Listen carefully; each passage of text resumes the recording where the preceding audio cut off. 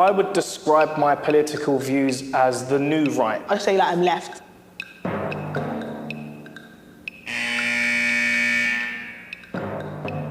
Feminism today is man-hating. I would describe myself as a feminist, 100%.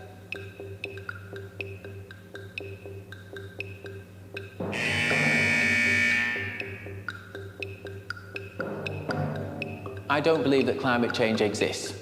We're not taking enough action on climate change. I think it's about time these people got off their high horse and started looking for credible problems that actually exist.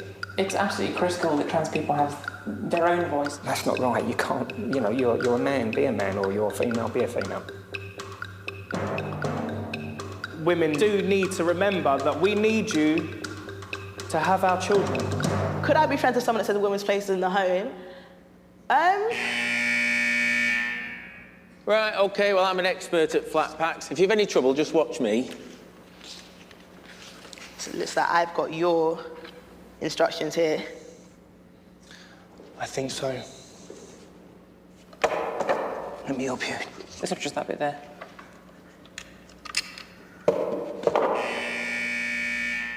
Describe what it is like to be you in 5 adjectives. Okay, frustrating. Dedicated. Opinionated. Lucky. Ambitious. Offensive. Solemn. I have ups and downs. Strong. I want to say attacked, misunderstood. Name 3 things you and I have in common. We're both male, we're both confident, and we're both loudly spoken. We know each other better than people who've known each other for 10 minutes should. You seem quite ambitious and positive, and you've got this really, got a glow. Do you know what I'm saying? Your aura's pretty cool. I'm sensing, are you former military or something? People have said that, but there is no, Really? there is no history. So are you then ex-military? Yeah. If you're ex-military, I'm very proud of you already. Well, So I grew up in a bit of a rough state. I've experienced homelessness. I've known what it's like to have absolutely nothing. Yeah. So yeah, I'm definitely most grateful just for life. We've only just met, but I think you're the sort of person that would listen to me and we'd have a discussion rather than an argument. Yeah, you could hang out with, man. let's go. One chance. Goodness sake. You're right, mate. Fitter than I look. Perfecto. Oh, yeah. There you go. So basically, I think we just built a bar. Yeah. Okay. Here you are. Each take a bottle and place it on its corresponding markings on the bar. Attention, please now stand to watch a short film. Feminism today is definitely an excuse for misandry, man-hating. If somebody said to me that climate change is destroying the world, then I'd say that is total piffle. So transgender, it is very odd. We're not set up to understand or see things like that. I am a daughter, a wife. I am transgender. I feel like the battle for feminism definitely isn't done. The fight is never going to be over, if I'm honest with you. You now have a choice. You may go, or you can stay and discuss your differences over a beer.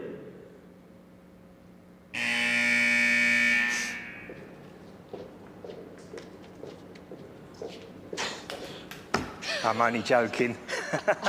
You're happy for a second then. Well, I'm having a drink. I'm having a drink. Yeah. I want to discuss. Beer. Yeah, beer and discuss.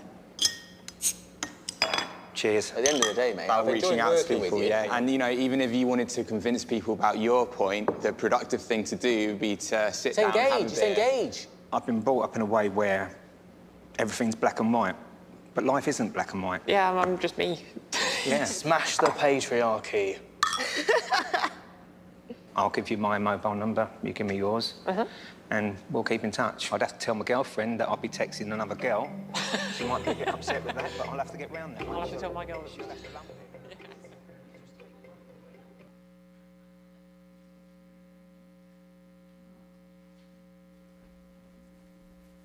Good morning. We light this chalice to welcome old friends and new to this place of safety and community. Here we think, we help, we observe, and we learn.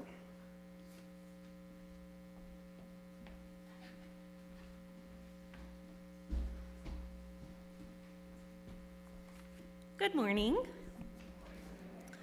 Welcome to the Unitarian Church of Hinsdale. I'm grateful to see all of you here today as we allow our youth to take over our pulpit and offer their perspectives on perspective. Welcome to those of you who join us in your living rooms. We are grateful that you have joined us as well. My name's Pam Fodor, and I'm the Director of Programs here at the Unitarian Church of Hinsdale, and my pronouns are she and hers. Each of us brings many different lenses and identities to this world. All of yours are welcome here as we share our commitment to upholding the value, respect, worth, and dignity of every person. I'd like to say thank you to all of our youth who have been a part of crafting this service today. You can see their names on the screen, I think now, yes. And also a big shout out to Megan and Karen, who are their advisors, youth group advisors. A thank you to Jamie Passman, our music coordinator, and to our technicians, Alex and Jean, who make our multi-platform worship a success. Before I get to the announcements, just a little PSA. We are not necessarily saying that everyone should go out and drink beer. It just happened to be a beer commercial.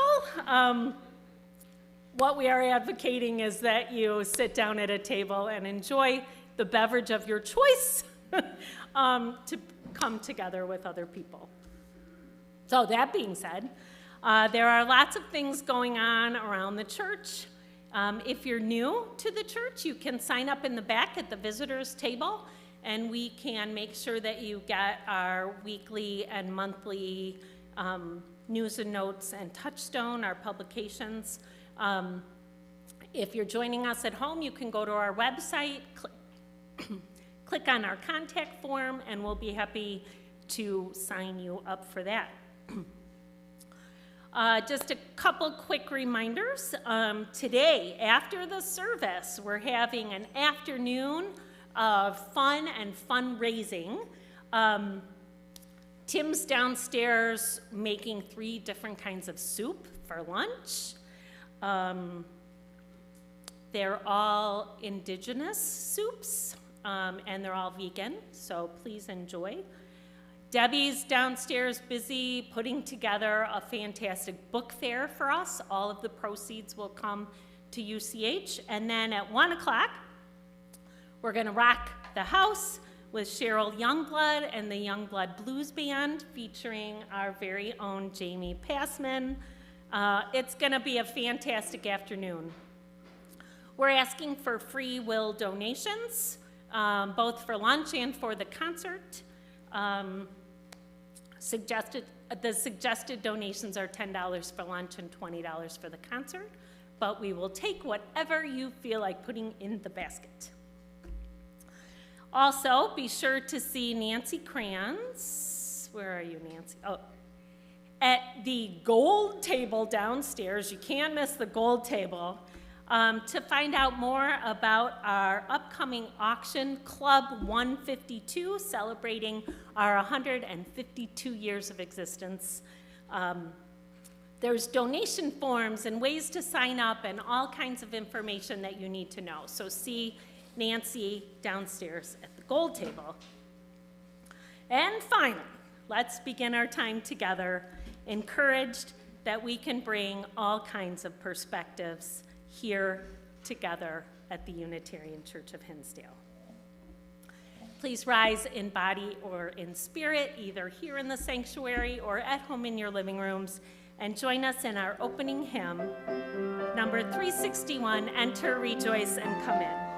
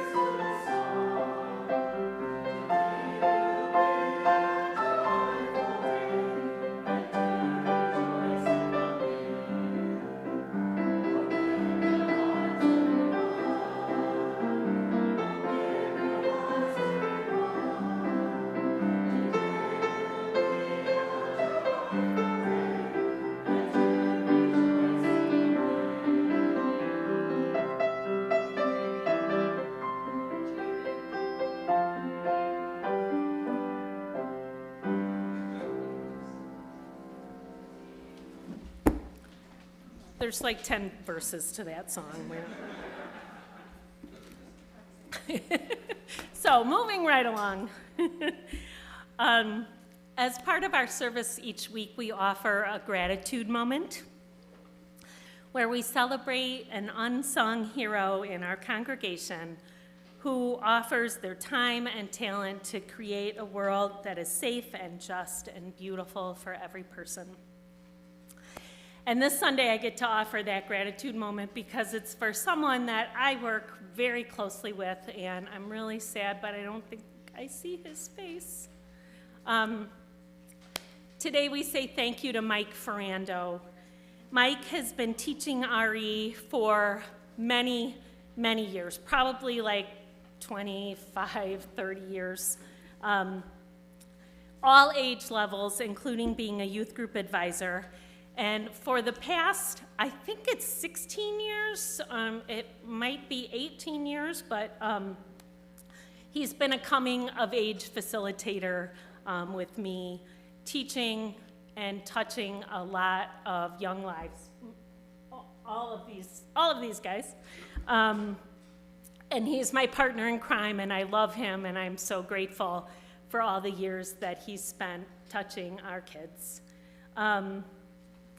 Even though his girls, maybe some of you knew them, they are both getting married this year and are in their 30s now, he's still committed to the young people of UCH. So, Mike, if you're watching, thank you so much. I love you.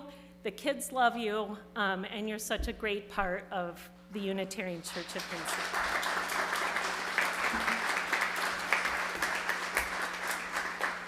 So please think about people you see doing good work around the church and consider nominating someone to be recognized in the gratitude moment. Thank you. I'm going to turn it over to our fantastic young people.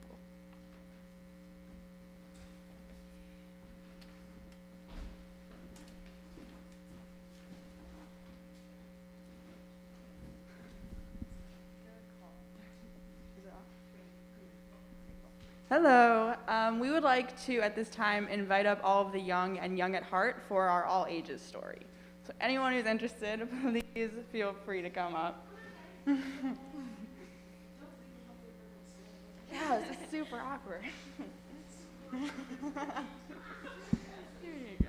It would be so hard. So our story is called A Tale of Two Beasts by Fiona Roberton.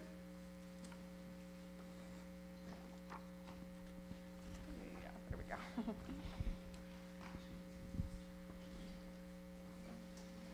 I was walking home from Grandma's house through the deep, dark woods when I spied a strange little beast. He was stuck up in a tree and whining sadly. Aww. So I decided to rescue him. I will call you Fang, I told him, and I wrapped him up warmly in my scarf and carried him safely home. I gave him a lovely bath and a gorgeous new hat and sweater and a delicious bowl of fresh nuts. I made him a beautiful house and gave him Lord Rex to play with. I took him for lots of long walkies and kept him fit and healthy, and I showed him off to all of my friends who loved him nearly as much as I did. Fang was very well liked. But for some strange reason, the little beast did not look very happy. In fact, he was looking rather hot. I hope he's not sick, I thought. I opened the window to cool him down, but then something terrible happened. He threw off his clothes and leapt out the window and ran away as fast as he could back into the deep, dark woods. I wanted to go and look for him, but Mama had other plans. Dinner time, bath time, and bedtime. Ugh. I couldn't sleep. I missed the little beast, and I wondered if I would ever see him again. But then a small, furry shadow appeared at the foot of my bed. The strange little beast had returned. He seemed quite pleased to see me, and I began to think that maybe, just maybe, he wasn't that strange after all. I wonder why he came back. Okay. The Tale of Two Beasts from the point of view of the terrible beast. I was hanging from my favorite tree, singing happily to the birds when I was ambushed by a terrible beast. She growled at me and tied me up and carried me off to her secret lair. She made me disgustingly clean and dressed me up in a ridiculous hat and sweater and tried to make me eat squirrel food. She kept me in a tiny box with nothing for me to do and nowhere for me to hang from. Sounds terrible. She made me walk backwards and forwards and backwards again for no reason whatsoever. She even showed me off to a herd of even wilder beasts who were just as terrible as she was. I had enough.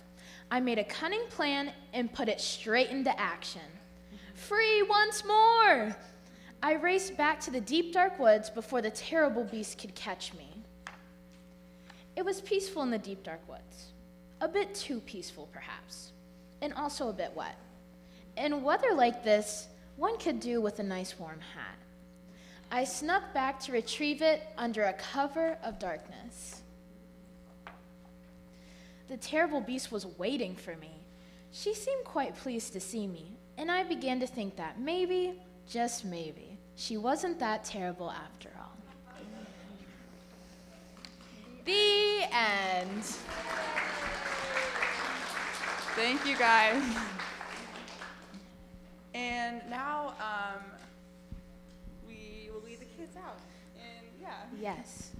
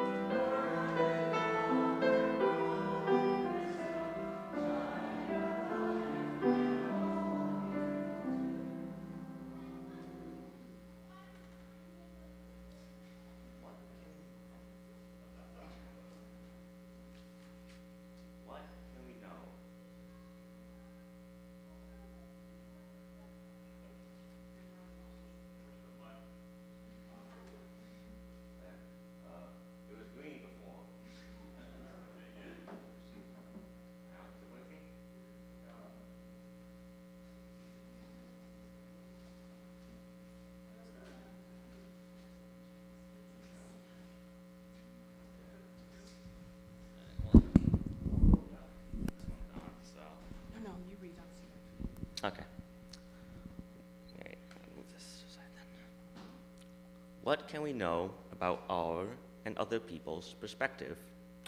When it comes to our knowledge of things, there are four major categories. Things we definitely know, things that we think we know, things we don't know, and things we don't know we don't know. And in the case of perspective, many things fall into the last category. In some cases, somebody's perspective and how this impacts their opinions and actions is obvious. This can be seen in the case of prohibition. Today, most people agree that the prohibition of alcohol was a bad idea. It seems obvious. We know it led to gang warfare and many other negative consequences. However, to a member of the Women's Christian Temperance Union in the 1800s, it's also obvious that prohibition would seem like a good thing.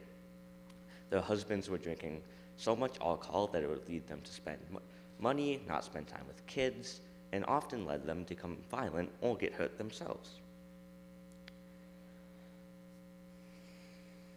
In this case, we see both sides and they make sense. They have facts and experiences that directly connect to their perspective.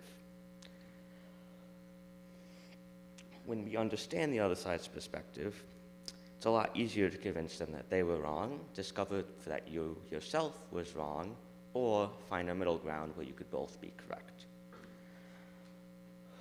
In many modern disagreements, perspective taking is a lot harder, especially explaining why the perspective led them to develop the opinion they have.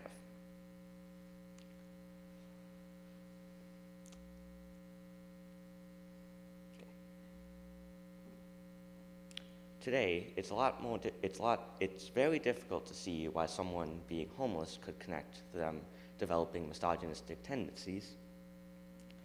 The connection between these two events is something that can be extremely difficult or even impossible to understand, even by the person experiencing it. This is where we run into the issue that we can't know everything in our own brains. If we try and understand someone's perspective and how it is influenced by their actions, or how it influences their actions, how can we do this if they don't even know it themselves?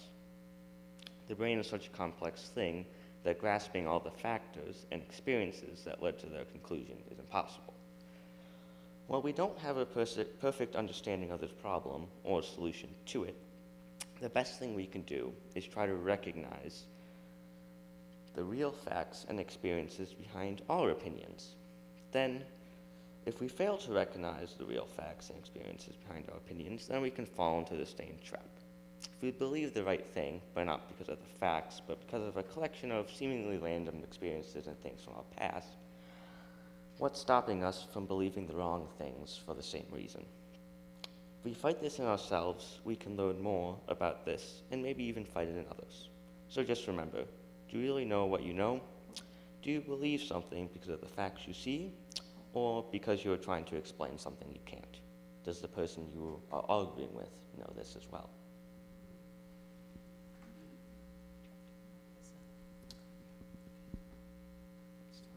Okay.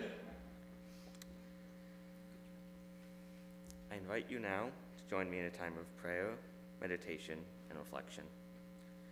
To be fully present here and now, in this sacred time and space, with ourselves, with each other, and with that is larger than us. This is a prayer by John Saxon. Source of all life, all love, all hope, known by many names and in many ways. We don't know who or what you are, or even whether you can be called a who or what. Our words fail us. Our minds fail us when we ponder the enormity, diversity, complexity, wonder, and beauty of the universe and the world. And yet we sense, more than know, that our lives are part of a larger life, that we are indeed connected to everyone and everything in one interdependent web of being.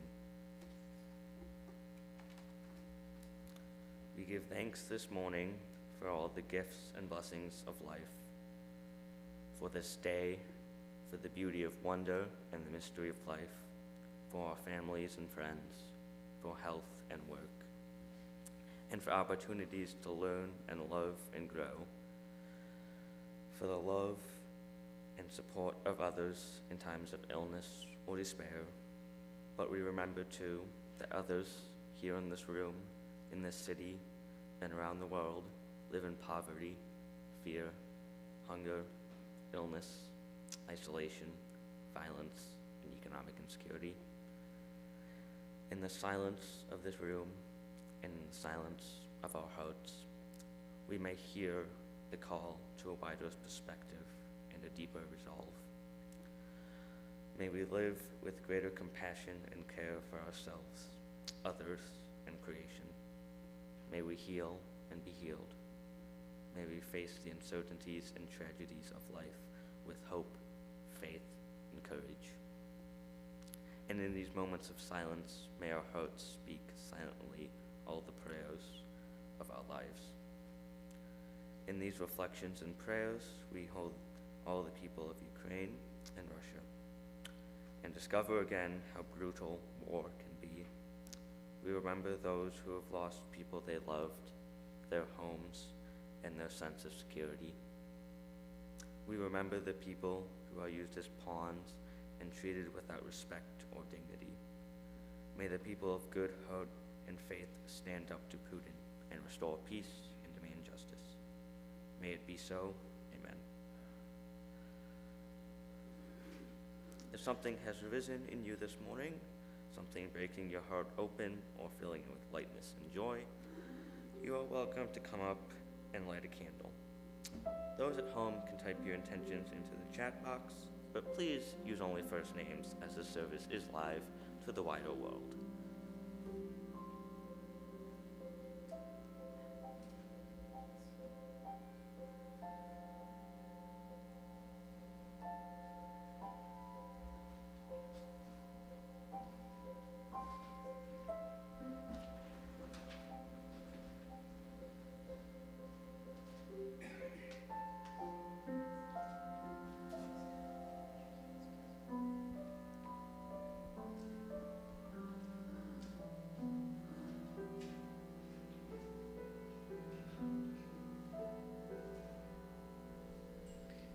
I lit 2 candles this morning, one for Alex and one for Ben. So much gratitude for the amazing young men that they have become, and I can't wait to see what they do next.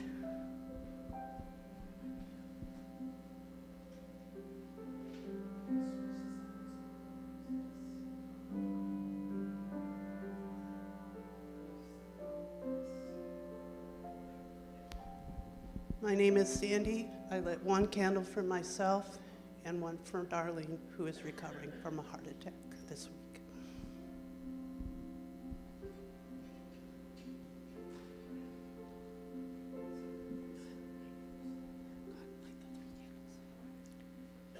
One for those intentions too tender to be shared aloud.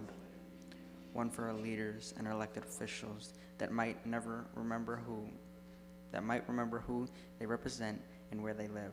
Finally, for this community which walks with one another through hard times and good.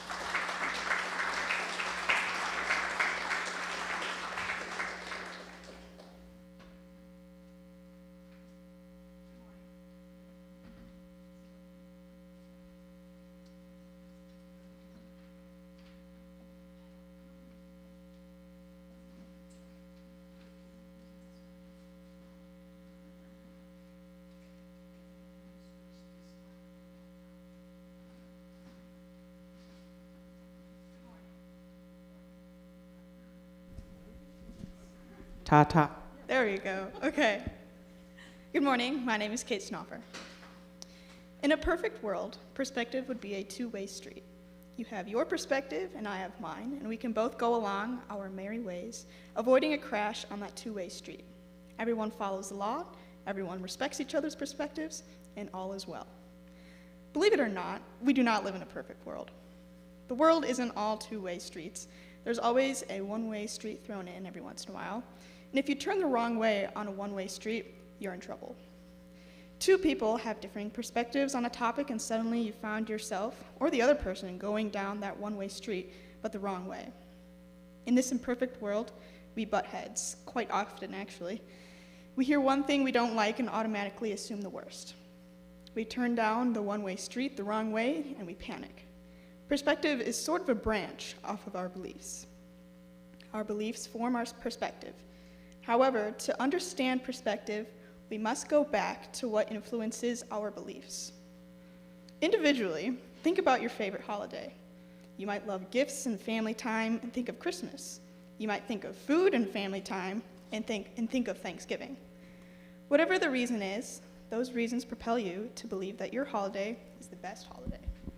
Your favorite holiday may not be the same as the person's next to you, but maybe they prefer candied turkey and choose Halloween. At its simplest, that's how our beliefs can be influenced. In that case, our personal preferences and perhaps past experiences influence our beliefs.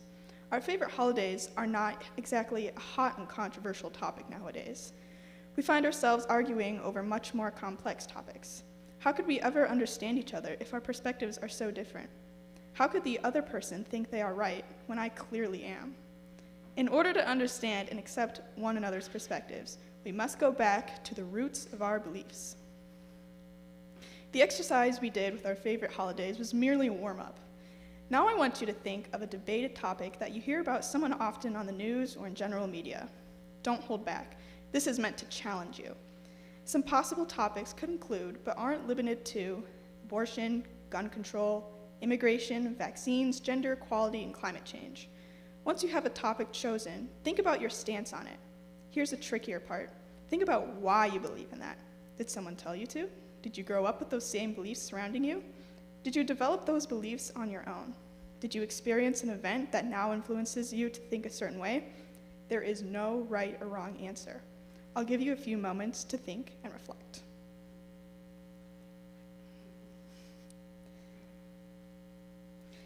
The purpose of this exercise was to get you thinking about the origin of your beliefs.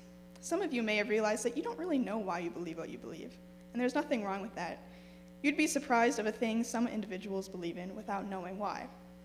The best and most universal example I can give of that is our beauty standards. Why is it more socially acceptable for men to have shorter hair and women to have longer hair?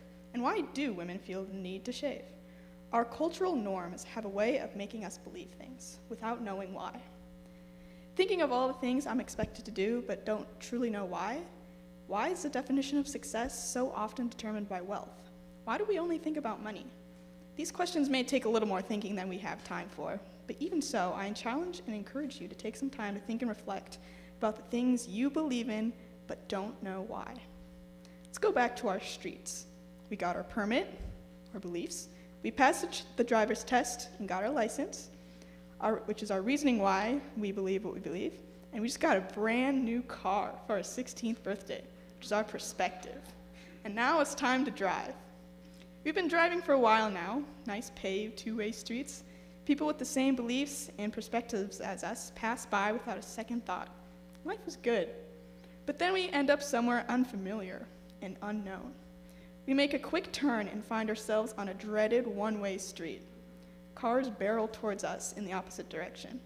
We approach them with respect and understanding, with the knowledge that our beliefs may differ from our own, and it's up to us to make the connection of understanding where they're coming from.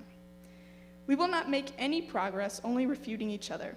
We must find a way to come together and acknowledge our differences and come up with a plan so that everyone feels heard. The world isn't all one-way streets, but it isn't all two ways either. We all have a background which influences our beliefs and projects to our perspective. How and if we use those is up to us. Thank you.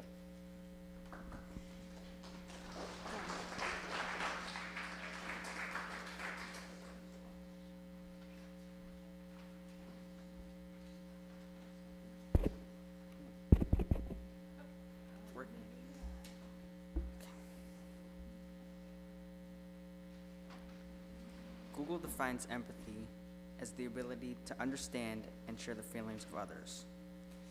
But I think it's the way we connect with each other. Empathy is being able to feel how another person feels about a subject. If we didn't have empathy, we wouldn't be able to have a civil conversation. Empathy makes us able to have a conversation without always arguing. Empathy is a difficult thing to understand. Being able to use empathy is also difficult. When we think we're 100% right, it's difficult to understand the other side. When you're in a conversation, you have to think about what the other person is saying and think about them. In other words, step into their shoes and see it from their side. Being able to understand each other is very important and helpful.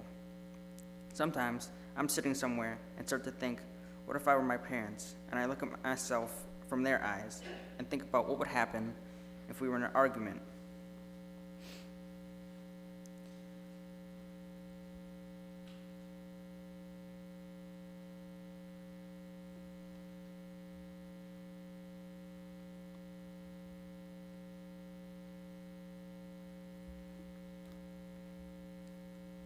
I think about how they would react.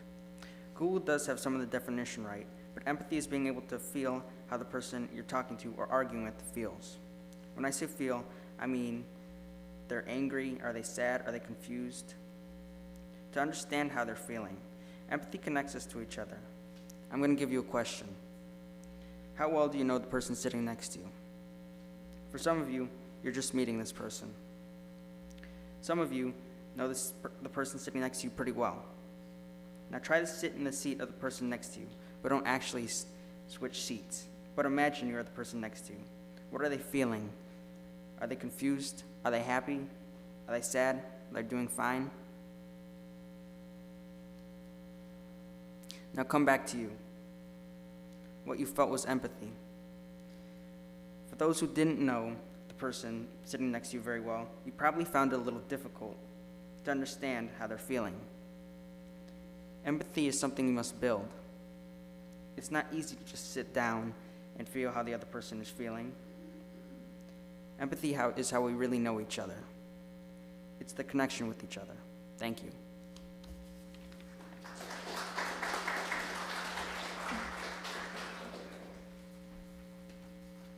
Good morning. My name is Becca, and I have a very important question for you all. It may be hard, but please stay respectful to your neighbors as we all share our perspectives on the question I ask. I also please ask for your honest, true participation. Now, what is your favorite season? Please stand, or if you are able, or raise your hand when I name your favorite season. Now stand or raise your hand if summer is your favorite. Now fall, winter, and spring. Thank you. Now, if you are here, please find a neighbor who chose a different season than you, if you can. If you are viewing from YouTube or home alone and wish to participate in the conversation, please use the coffee hour link and we will get you in a conversation with someone. While talking to your new buddy, please introduce yourselves and what your favorite season is, and then answer some of these questions. List your reasons why. Perhaps memories, stories, holidays that make it your favorite. Then listen to your partner, and finally, share your least favorite season and one thing that you like about that season. We will come back in a few minutes.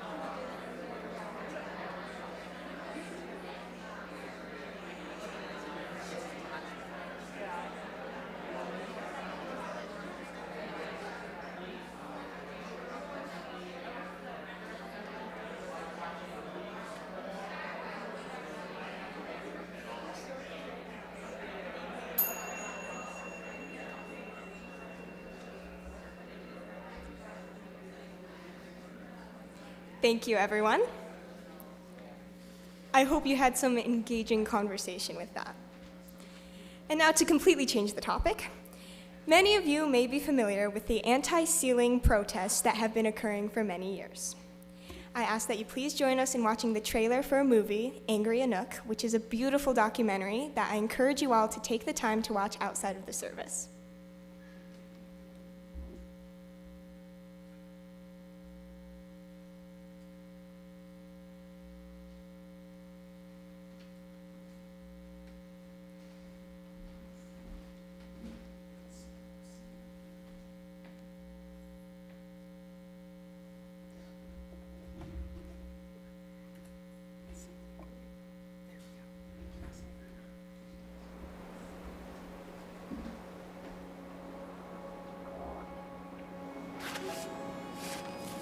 Iala se magama so lunga suli. Lunga tikitsugo anguna teuyunga.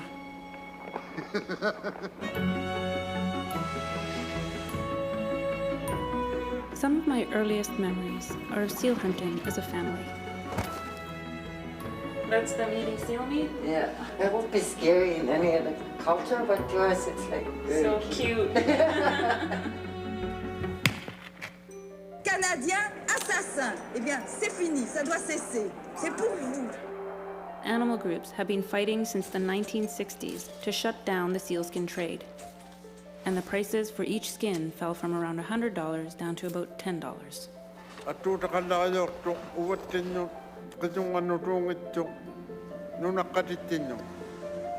The seal is very easy to exploit as an image. I've never really met these anti-sealers face to face, and I have some questions.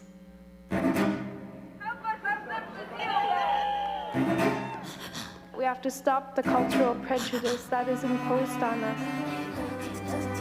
You have to listen to the people who have been the guardians of this earth.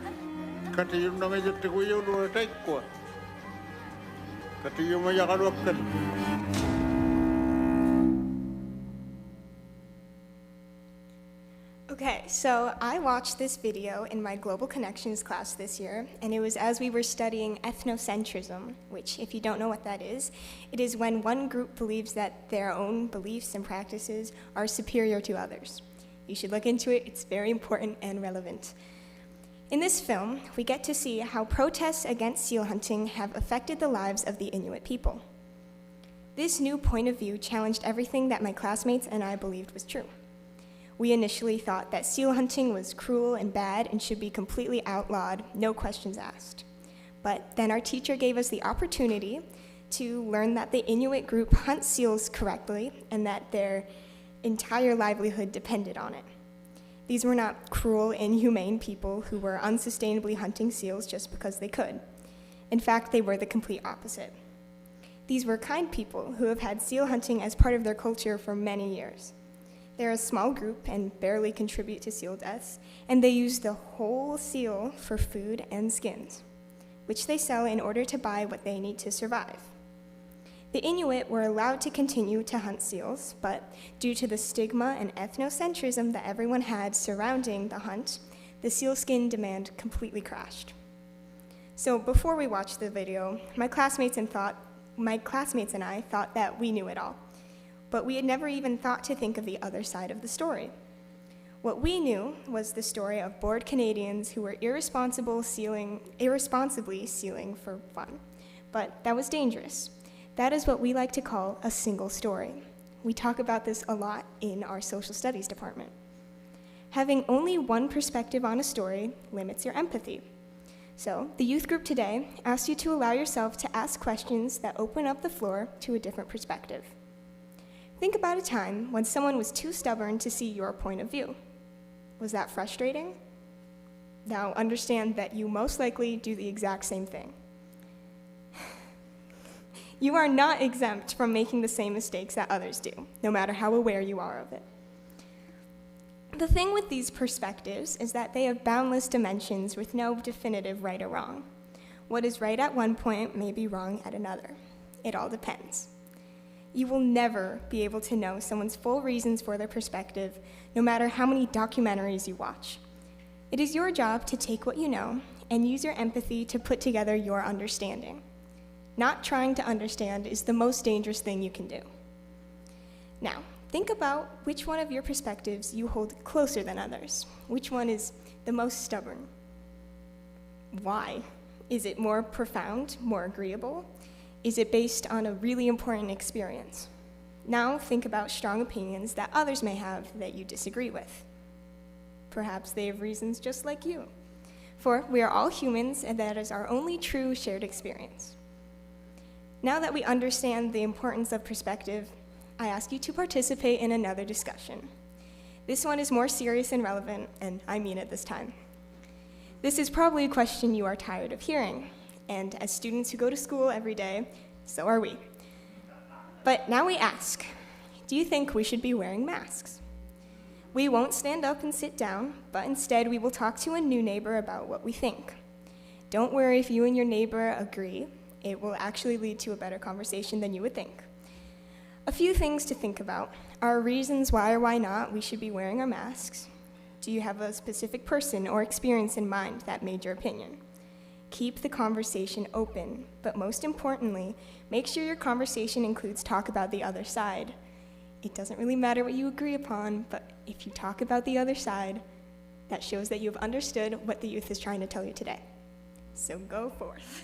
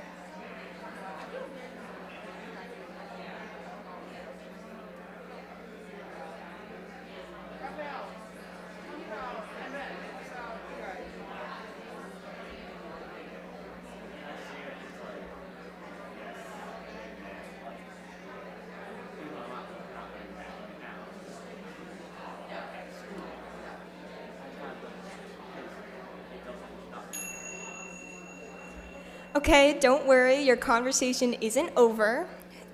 You can keep talking to your partners, but if you haven't already, try to argue for the opposite side than you originally took. It might be challenging.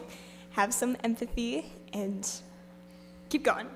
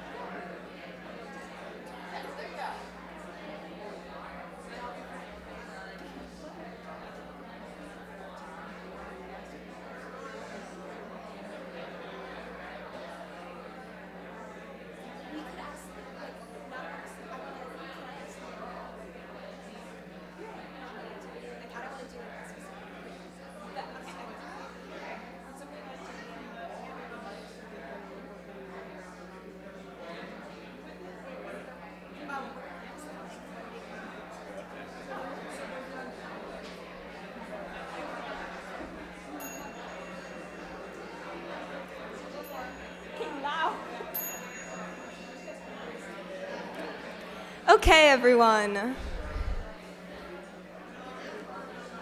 I hope that was a good conversation. And we're bringing it back. Okay, so this is similar to something we do in my English class a lot. We have a few questions that we have to voice our opinions on, and then we are asked to argue with the other side with evidence from whatever text we're reading. So this is applied to real life now. It's very relevant, and I hope you guys learned a lot from it. And we are now going to ask that you share what you learned from this, not particularly about the question, but maybe a reflection on how you can apply this to your life, maybe something new you learned. You can raise your hand and Raphael will bring you a microphone.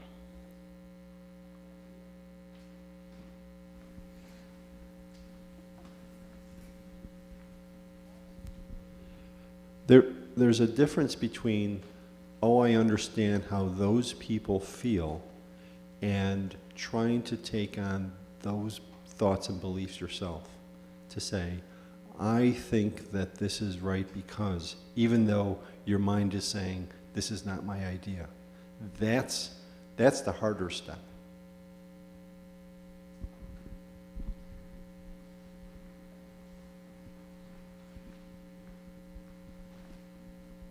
Anyone else?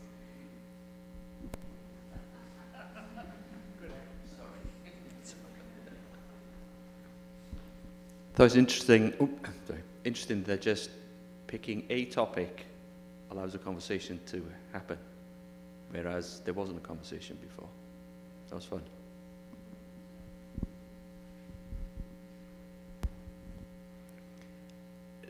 The setup is such that there are only two sides, the opposite, right? Pro-mask or anti-mask, right? Where it all depends. It's complicated. It's gray, you know? You're not one or the other. So even trying to think of someone as the opposite of you in the first place is such that it's not necessarily a polar opposite. They could be a spectrum.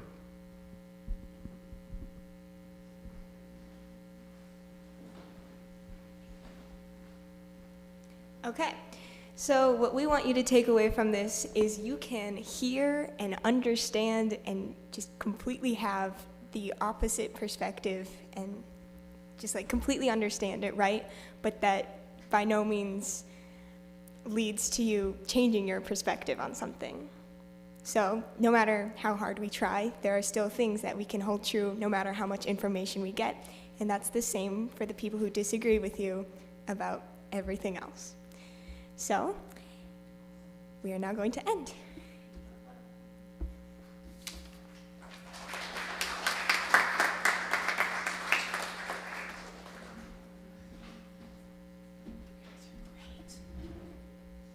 You now have a choice. You may go, or you can stay and discuss your differences over a beer.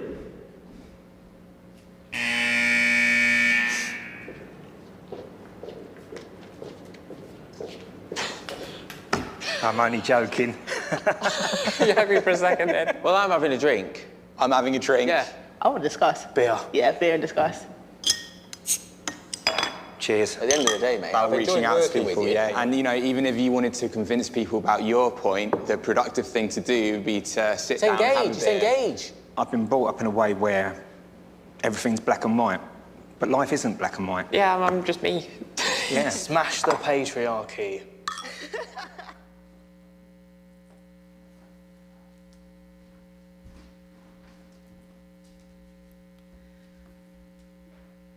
Out of a place of gratitude, we bring our gifts to this church community. I want to take a moment to thank all of the youth that have been part of these conversations over the last few months.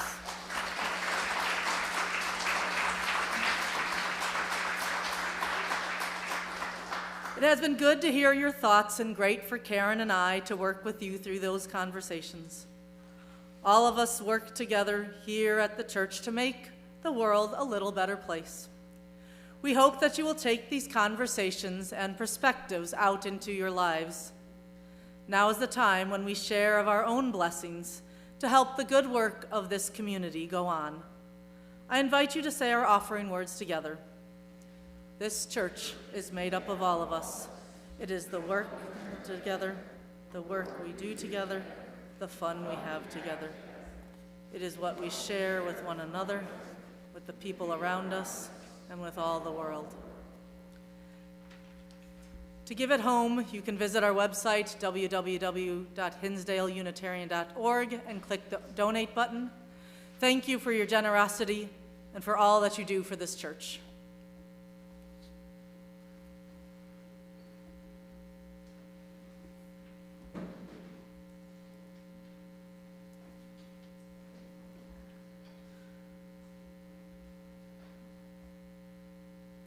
Please rise in spirit or body, here or at home, singing Answering the Call of Love. First 2 verses only, new words that capture a perspective that include people who are differently abled will be on the screen.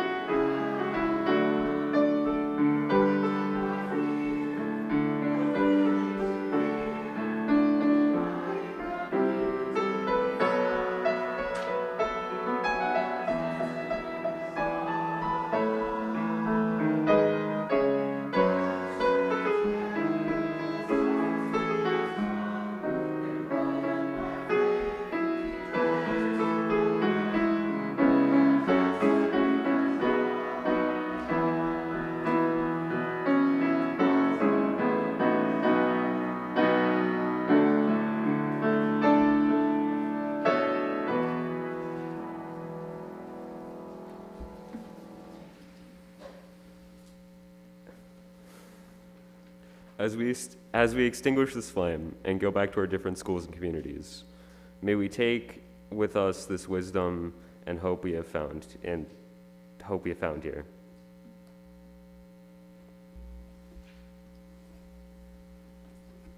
That's it, guys. There's no closing music. We haven't went off stage, anybody. So we'll see you all at 1 o'clock for some blues, hopefully.